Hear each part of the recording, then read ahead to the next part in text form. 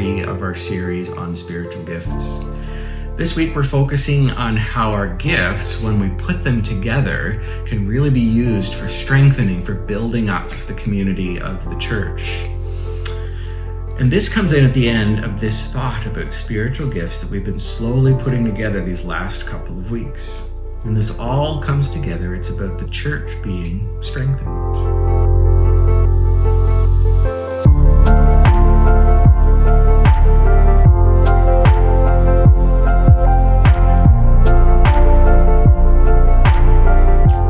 Ephesians 4:11 through 16, which we looked at on Sunday, the Apostle Paul, in the way he used his language there, he floated this cool idea that people that God has gifted are themselves gifts from Christ to the church. And I couldn't agree more with that. If you weren't with us on Sunday, or if you would just be encouraged by hearing this again, you are a gift to your church. This week in your discussion time, we're going to do something quite different. The first 2 sessions were pretty hefty, dense stuff by design, just to get that foundational understanding stuff out of the way.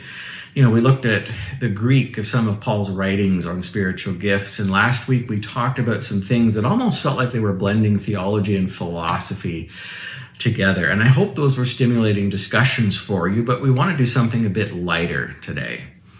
In this session, I want us to do some storytelling. I think we can be of such great encouragement to one another when we just share our experiences. The first question that you'll get to bat around today has to do with leadership, which is one of the spiritual gifts. Paul's language in Ephesians 4 points towards a leadership model for the church that is not like hierarchical or top down, like someone up here is just pushing instructions down to everyone else. Then I talked about favoring a model of leadership for the church that's more collaborative, discerning direction and leading people together as a leadership team. So think about some experiences you've had with leadership inside the church or outside the church. Could be in the workplace or something else. What style of leadership sits best with you? Is it that top down, I just want to get my instructions from someone up there? Or is it something more collaborative, maybe something else? And then moving on from leadership, we talked about how we use our gifts as individuals and especially as a community together to help other members of our church family grow, to mature, to understand how to become more like Jesus. A lot of times this gets referred to as discipleship or discipling people in the church. So I want you to think of the story of how someone else has helped you in that regard. Someone has helped you along in your faith journey, helped you to grow closer to Jesus and to understand the ways of Jesus a little better. Another really important word that we used on Sunday was harmony. 1 Corinthians 12:25 and 26 says this: "This makes for harmony among the members so that all the members care for each other. If one part suffers, all the parts suffer with it. And if one part is honored, all the parts are glad." The idea here is that the full collection of gifting within the church family is best together. And I know I already sound like a broken record on that point today, don't I? Everyone doing what they're gifted to do are drawn together. And maybe most importantly, in the act of drawing the church community together, we're able to care well for one another. And that's the next question for you. Think about your own experience of being cared for within the church. And you may or may not be aware of the spiritual gift or gifts of the people who are caring for you during that experience, but I think we can draw a lot of encouragement of sharing stories of just being cared for, whether we know what spiritual gifts are behind it or not. We can learn from that. Maybe you've gone through something and wished you could have been cared for in a different way. Now, no pressure to share this, because I realize that could be like a really personal story. But if you're comfortable and say, in this season of my life, I went through, fill in the blank, whatever that difficult experience was, and say, yeah, people were probably well-intentioned, but here's how it would have helped me to receive care in a different way. I know that's pretty personal stuff. So again, no pressure, but I think we could learn a lot from sharing a story like that. Making a bit of a left turn from that topic, we hit on a kind of side lesson in Paul's writings about spiritual gifts. Paul does this a lot. There's a lot of stuff like interwoven together when he writes about things. So in his writings on spiritual gifts, there's some other stuff that's kind of interlinked with it.